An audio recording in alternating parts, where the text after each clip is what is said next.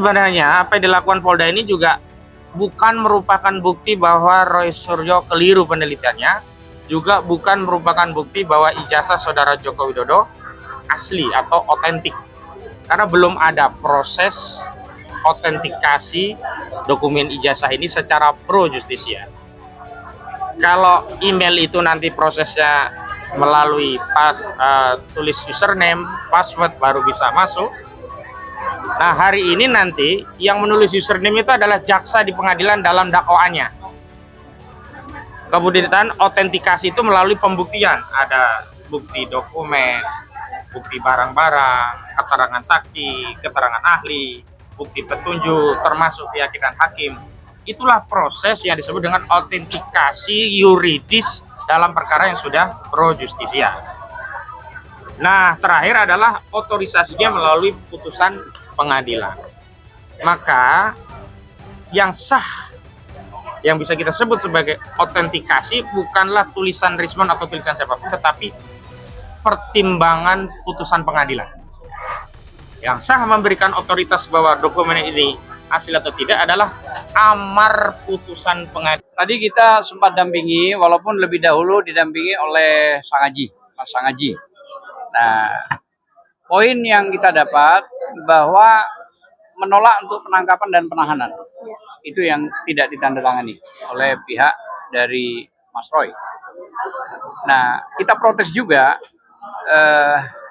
bahwa penangkapan ini tidak melalui prosedur menurut kita. Kalau kita ngacu pada KUHP 100 yang baru, itu harus ada 2 kali surat pemanggilan baru.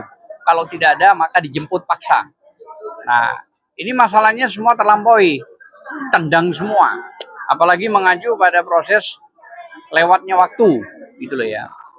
Nah, sehingga permainan-permainan rekan dari kepolisian ini sangat sumir sekali, dipaksakan cara menangkap terus menahan seenaknya sendiri, gitu ya. Pada saat menangkap dan menahan tidak manusiawi juga. Orang mau bawa obat nggak boleh, orang mau salin sampai mau mandi nggak boleh. Itu maksudnya apa sih? Itu loh. Oh, ini manusia kok. Ya, jadi pelanggaran HAM-nya juga ada, gitu loh ya. Nggak boleh begitu. Dan surat tidak pernah diterima. Misalnya ada surat panggilan ke-1 sesuai KUHP 100 ya, yang baru ya. Panggilan kedua tidak diindahkan, baru dijemput. Nah, ini proseduralnya tidak pernah ada surat sama sekali loh. Langsung mau datang suruh tanda tangani penangkapan dan penahanan. Nah, ini kan kacau. Nggak boleh begitu caranya. Nah, tadi sudah jelas tidak mau ditahan dan tidak mau ditandatangani oleh Mas Roy tentang penangkapan surat tersebut dan penahanan. Tapi tadi juga sempat mau dipasangkan baju orange, kita tolak, gitu loh ya. Ya sedikit agak tegang di dalam, tapi akhirnya pun ya diperbolehkan baju hanya dibawa, nggak boleh dipakai. Saya tidak memperbolehkan memakai baju oranye itu. Jadi silakan dibawa, nggak apa-apa, tapi jangan dipakai. Terus kita antarkan ke dalam ruangan di bawah, sambil lalu pas waktu adzan untuk sholat Jumat, jam 12:04 kita lepas ke dalam Mas Roy, kita keluar semua dengan Mas Sang Haji, ada Soraya juga waktu itu ikut. Ya saya kira itu yang bisa saya lihat, bisa saya rasakan, dan saya dampingi. Nah selanjutnya silakan Mas Kod Aka. Bismillahirrahmanirrahim. Assalamualaikum warahmatullahi wabarakatuh. Tadinya kami berasumsi bahwa proses ini sebagaimana pada saat penetapan tersangka, di mana saat itu kami juga sudah menyiapkan berkas jaminan dan surat permohonan penangguhan sehubungan dengan penetapan tersangka, dengan harapan jika sewaktu-waktu ditetapkan sebagai tersangka kami bisa langsung mengajukan penangguhan penahanan.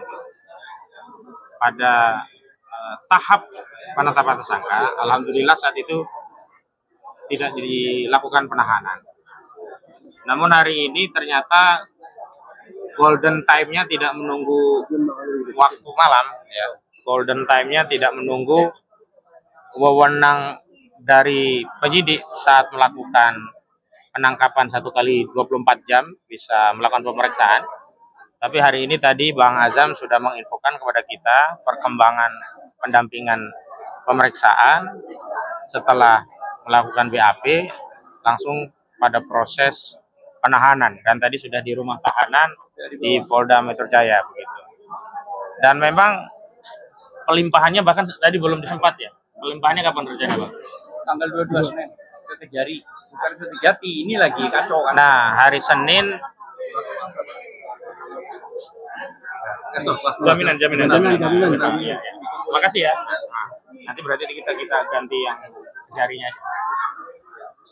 Jadi Dan ternyata memang kalau secara administrasi memang wewenangnya di Kejaksaan Negeri, walau jaksa pelaksananya bisa jadi kombinasi nanti dari Kejati dan dari Kejari, tapi administrasinya memang di Kejari. Dan hari Senin tanggal 22 ya. 22 ya jam 9 akan dilakukan tahap 2 atau pelimpahan tersangka dan barang bukti ke pihak jaksa, jadi Kejaksaan Negeri Jakarta Selatan. Walaupun supervisinya langsung dari Kejaksaan Tinggi DKI Jakarta. Nah, Kejaksaan Negeri Jakarta Selatan kemungkinan kita tidak tahu nanti. Berarti persidangan akan dilaksanakan di Pengadilan Negeri Jakarta Selatan. Karena sebelumnya kami duga akan dilaksanakan Jakarta Pusat karena ada beberapa lokus delikti itu di Jakarta Pusat ya. Walau memang ada juga di Jakarta Selatan. Dan dalam konteks kewenangan peradilan memang jika ada kewenangan beberapa pengadilan untuk mengadili suatu perkara, maka jaksa nanti bisa memohon penetapan salah satu pengadilan untuk mengadili perkara itu.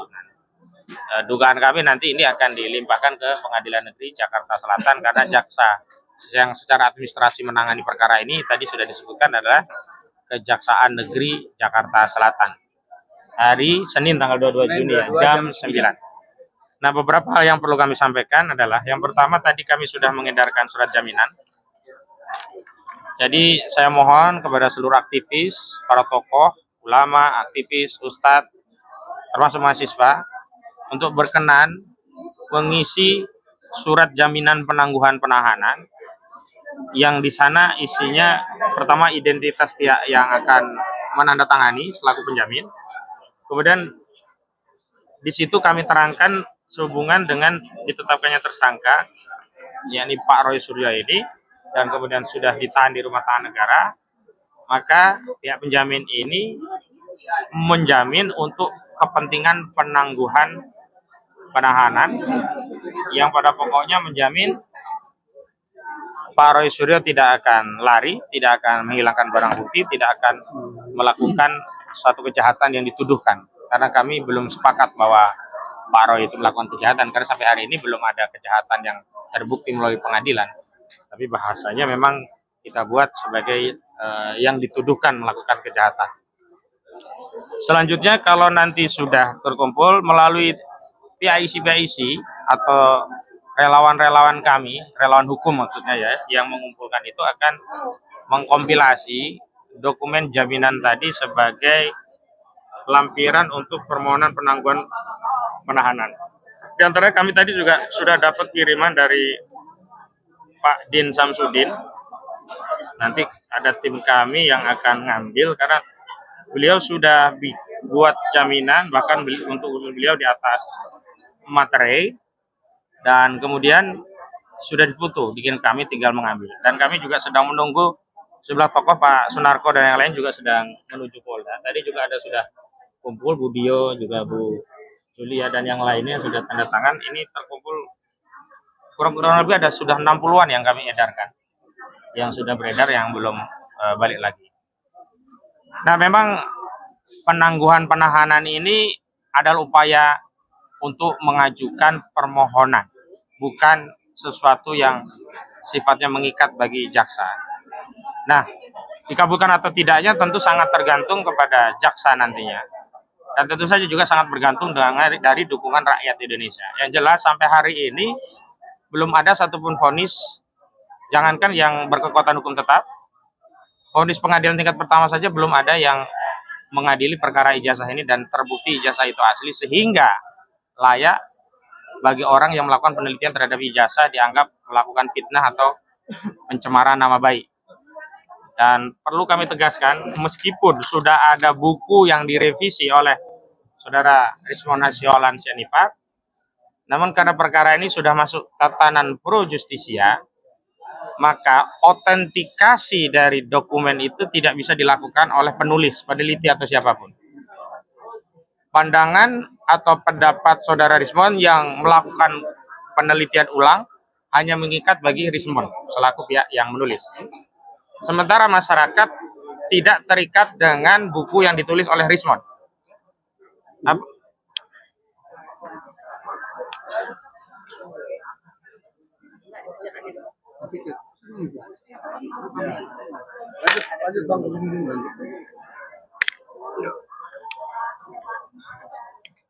Baik, saya lanjutkan.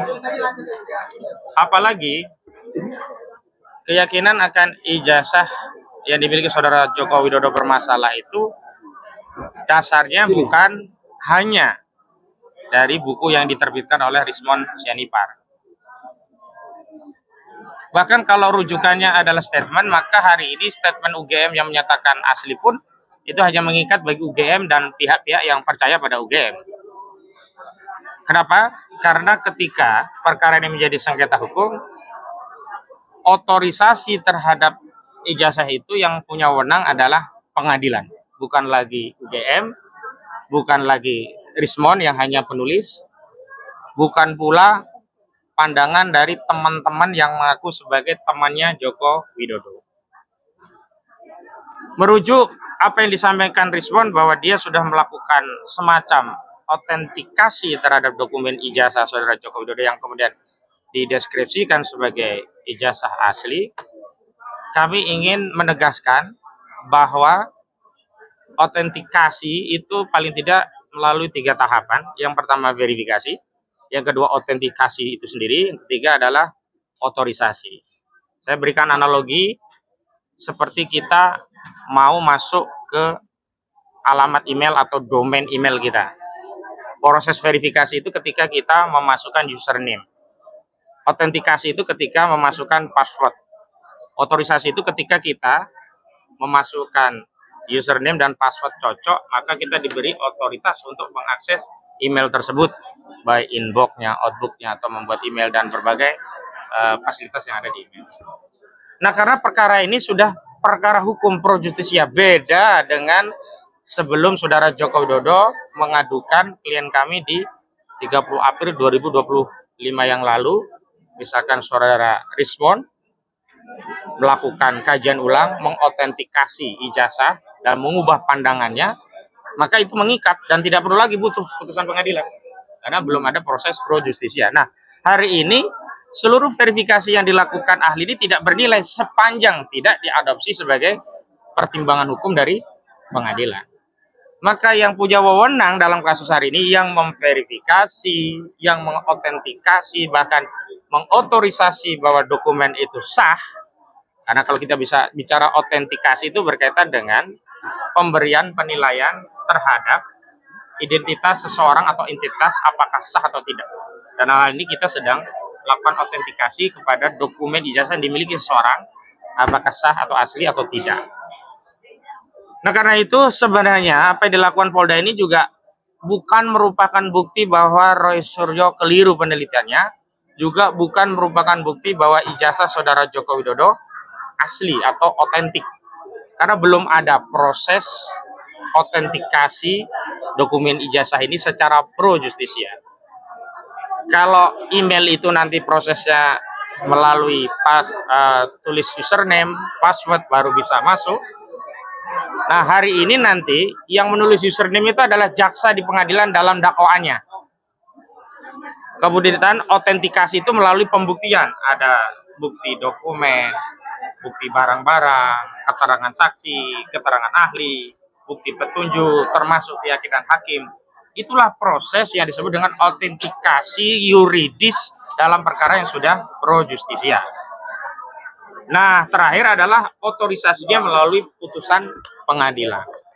Maka yang sah, yang bisa kita sebut sebagai autentikasi bukanlah tulisan Rismon atau tulisan siapapun, tetapi pertimbangan putusan pengadilan. Yang sah memberikan otoritas bahwa dokumen ini asli atau tidak adalah amar putusan pengadilan. Ketika amar putusan pengadilan menyatakan Roy Suryo bersalah dan dalam pertimbangannya telah menyatakan bahwa dokumen itu semuanya sah, baru bisa kita katakan ijazah itu benar. Tapi sepanjang belum ada putusan pengadilan, bahkan putusan pengadilan ini bukan putusan pengadilan tingkat pertama, kedua, atau tingkat pengadilan tinggi, tapi harus sampai putusan kasasi Mahkamah Agung. Kenapa? Karena di putusan tingkat pertama bisa saja nanti dibatalkan oleh tingkat kedua bisa saja dibatalkan oleh tingkat kasasi. Nah, sekali lagi, meskipun demikian, kami tidak dalam kasus menghormati atau tidak, yang jelas kami sangat menyayangkan karena hari ini kita lihat dengan kasat mata bahwa institusi kepolisian tidak sedang menjalankan fungsinya sebagai aparat penegak hukum, tapi sedang dijadikan alat politik, alat untuk menekan lawan, alat yang diharapkan dengan status ditangkap dan ditahan ini Pak Roy Suryo dan yang lainnya itu bisa menyerah dan kemudian mengakui ijazah tersebut asli. Nah, kepada Pak Roy Suryo dan keluarga, juga Dr. Tifa dan yang lainnya, mudah-mudahan diberi kesabaran, dan kepada seluruh masyarakat, seluruh rakyat, Pak Roy Suryo sudah memberikan dedikasi waktu, bahkan resiko hidupnya yang hari ini ditahan. Nah, gantian kita memberikan insentif dengan memberikan dukungan yang jauh, berikan doa, dukungan yang bisa mengakses kami. Nanti tolong kita sudah siapkan formulir jaminan sebagai lampiran untuk permohonan penangguhan penahanan. Yang mudah-mudahan nanti ini bagian dari ikhtiar kita untuk mencari keadilan. Sebenarnya begini ya, kalau proses hukumnya itu seperti kasusnya Luhut bin Sarpanjaitan, ketika saudara Luhut bin Sarpanjaitan menganggap Haris Azhar dan Fathia Maulidiyanti memfitnah dirinya, mencemarkan dirinya di kasus Blok Wabu ya, di di Irian Jaya, Irian Barat, tambang emas ya. Itu Luhut bin Sarpanjaitan benar-benar hanya menggunakan pasal 310 KUHP dan 311 yang tidak bisa digunakan untuk menahan. Sehingga apa? Haris Azhar dan Fathia Maulidiyanti bisa secara merdeka beradu alat bukti, argumentasi, data fakta persidangan dengan Luhut bin Sarpanjaitan. Sehingga akhirnya kan hasilnya bahwa apa yang dituduhkan oleh Luhut bin Sarpanjaitan tidak terbukti. Nah, ini nggak fair kalau sekarang. Katanya mau adu bukti, adu data, adu argumentasi, tetapi yang dilakukan justru dengan melakukan represi, dengan menahan dulu. Ini seperti repetisi kasusnya Bambang Tri dan Gus Nur.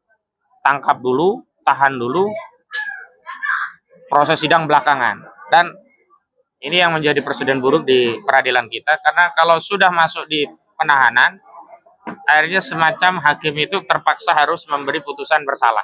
Nah, ini yang menjadi presiden buruknya. Jadi itu pengantar dari saya. Silakan Pak Michael, ada pertanyaan lagi atau ada tambahan? Iya. Ya, silakan Bang Azam. Nanti aja. Iya, saya mau mencoba untuk melengkapi ya dari awal. Ini penting juga. Tadi menyinggung soal masalah Rismond. Rismond itu tanggal 6 Mei sudah kita laporkan ya, tentang buku itu yang ditulis ya.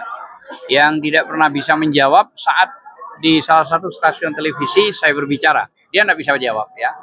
Dan poin pasalnya pun pasal 492 KUHP yang baru dan 486 KUHP yang baru tentang penipuan dan penggelapan. Penipuan itu maksudnya merangkai kata-kata bohong yang dituangkan untuk mencari keuntungan. Penggelapannya itu pembagiannya sudah jelas nggak ada. Itu yang prosesnya sampai sekarang masih berjalan. Nah, kalau kita mengacu pada kasus yang terjadi sekarang ini, Rismond dan Dr. Tifa, kenapa kita selalu mengatakan bahwa ini dilanggar semua aturan-aturannya? Kalau kita mengacu pada pasal 138 KUHP yang lama, 14 hari aturannya. KUHP yang baru 62 pasal ayat 4 ayat 5, 14 hari juga harus dikembalikan. Termasuk juga petunjuk pedoman petunjuk dari Kejagung 1 tahun 2026 bab 2 poin 51 sampai 54 sama juga 14 hari. Ditambah lagi pasal 79 sampai pasal 83 KUHP ya. Itu menjelaskan juga kalau nggak keliru ayat 3, ayat 4, ayat 5 itu menjelaskan juga kalau sudah ada SP3 maka nomor perkara yang ada itu, ini kan 3 orang SP3-nya, itu sudah tidak bisa dipaksakan. Tapi ini kan tetap aja dipaksakan, tetap nomor perkara itu dijalankan gitu ya. Padahal itu kan menyangkut laporan Jokowi. Jadi itu prosedur yang terjadi semua ditabrak gitu loh ya. Dan tambahan lagi saya akan mengulas yang tadi bahwa seharusnya seseorang itu ditahan dan ditangkap padahal sudah wajib lapor. Itu ada panggilan 2 kali, itu KUHP 100 yang mengatur, yang baru ya. Baru kalau sudah panggilan 2 kali tidak diindahkan, baru dijemput paksa. Ini kan sama sekali nggak ada surat, ya kan? Dan yang paling lucu harusnya bermain di tingkat Kejati, sekarang dilempar ke Kejari. Walaupun ada prosedur itu benar, tapi seharusnya di tingkat Polda ketemunya Kejati, di tingkat Mabes ketemunya adalah Kejagung. Nah itu prosedur-prosedur yang sama sekali tidak diindahkan. Dan sampai detik ini belum ada fakta bahwa ada putusan yang ingkrah. Tadi sudah disebut juga sama Mas Aka, Ustadz Aka, bahwa ijazah tersebut asli. Nggak ada sampai sekarang itu. Jadi ini benar-benar sumir, dipaksa, obscure label, semuanya nggak jelas. Tapi dipaksa, pokoknya. Nah ini masalahnya. Terbukti surat panggilan 1 kali itu penahanan, penangkapan tidak ada. Bagaimana? Gitu loh ya. Terus main tangkap begitu. Nah inilah yang ditabrak semua aturan-aturan itu. Saya kira itu aja prosedur yang bisa saya lengkapi. Silakan yang lain. Ya, silakan Pak Sugeng.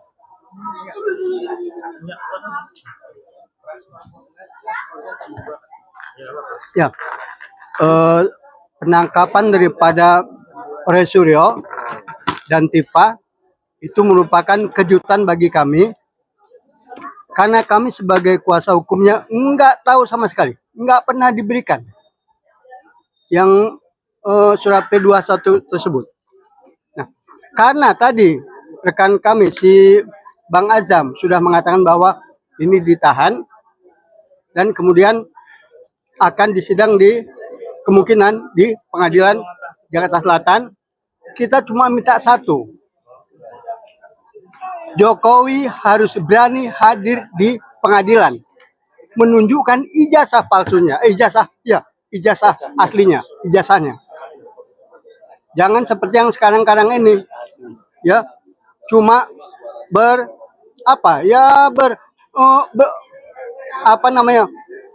berselimut sama pengacaranya. Nah ini ada satu indikasi, pengacaranya mengatakan nanti di dalam sidang itu pengacaranya yang hadir. Jadi kalaupun misalnya ijazahnya itu pengacaranya yang hadir. Nah ini yang kita tidak harapkan. Jadi harus konsekuen. Jokowi sebagai pelapor itu harus hadir dan kemudian menunjukkan ijazahnya di situ. Kenapa? Ketahuan sekali dari laporan dia tanggal 30 April itu cepat sekali. Padahal yang namanya menurut Perkap nomor 16 tahun 2019 itu ada tahapannya. Begitu laporan, penyelidikan, penyidikan, P21 itu ada di situ ketentuannya. Lalu ini kan enggak. Laporan tanggal 30 langsung diproses, langsung ditetapkan sebagai saksi dan tak lama kemudian sebagai tersangka. Ini sangat mengkhawatirkan sekali hukum yang begini.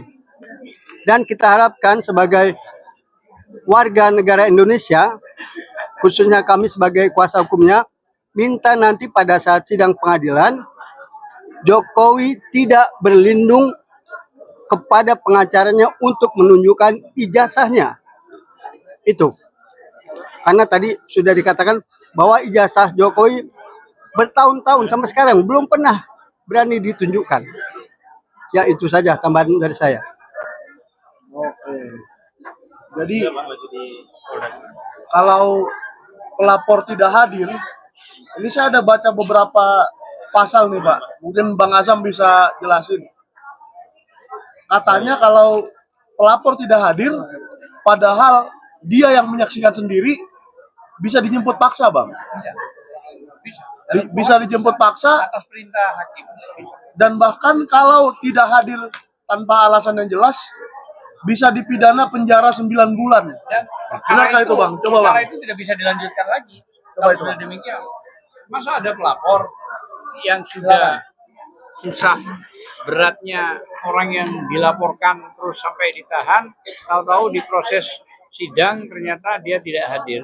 Karena tidak hadir, maka diperintahkan 2 kali untuk dipanggil kepada JPU Ya. dari hakim. Tapi kalau ternyata juga tidak hadir, maka perkara itu tidak bisa dilanjutkan. Tidak bisa dilanjutkan. Tidak bisa. Bagaimana mau dilanjutkan wong pelapornya nggak ada kok? Lapornya gaib ya. Gaib nggak boleh. Ya. Harus hadir. Harus hadir. Ya. Kalaupun misalnya sekarang bagaimana kalau pelapor misalnya di bawah tanda tangan, di bawah tangan, nggak boleh juga. Oke. Harus hadir wajib. Kecuali itu yang bisa saksi. Oh ya, kalau saksi mungkin Ya, boleh bisa di bawah tangan bisa dengan sumpah bisa. Tapi kalau pelapor nggak boleh. Kan dia yang membuat masalah, dia melaporkan atas dianggap merugikan dia. Maka karena sebenarnya ini kan delik aduan absolut. Jadi aduan absolut itu hanya poinnya yang lama 310, 311. Kan itu aja dan tidak bisa nahan harusnya. Tapi karena ini ditambah pasal 32, yaitu pasal ITE dan pasal 35 yang memungkinkan orang ditahan. Tetapi tidak bisa dibuktikan dulu di mana yang diedit. Kan pasal 32, 35 itu hubungannya itu satu rangkaian bahwa ada yang diedit. Dan apa yang diedit? Nggak ada. Nggak ada yang diedit. Nah ini kan suka-suka namanya. Dan saya sudah menjelaskan tadi, di KUHP 100 itu yang baru, orang dipanggil itu 2 kali. Kalau 2 kali orang tersebut tidak datang, maka dijemput paksa dengan surat. Nah ini langsung dengan surat tanpa ada surat. Bagaimana? Nah, ayo. Memang nggak ada surat ya. Nggak ada surat panggilan, nggak ada. Karena alasannya apa? Untuk tidak melarikan diri, menghilangkan barang bukti. Apa? Orang nggak kemana-mana kok, gitu loh. Terus yang paling lucu lagi, mengulang-ulang. Apa yang diulang-ulang? Gitu loh. Nggak ada. Ini kan hanya termul aja yang bilang diulang-ulang. Gitu. Ya, saya kira itu. Jadi poin pentingnya kalau pelapor itu wajib hadir, bukan sunnah, wajib, hukumnya pidana loh ya. Kalau perdata itu kan gugatan. Bang, saya dengar tadi sebentar lagi Polda Metro Jaya akan mengadakan konferensi pers resmi ya. Jam 2 siang ya. Ini udah jam 2 lewat ini sedikit. Oh ya udah kalau itu kita tutup. Apa kita bergeser ke sana? Iya. Ya, Biar kawan-kawan bergeser dulu aja. Dan kita akan respon nanti apa yang dikatakan Ya, oleh Polda. setelah ini kita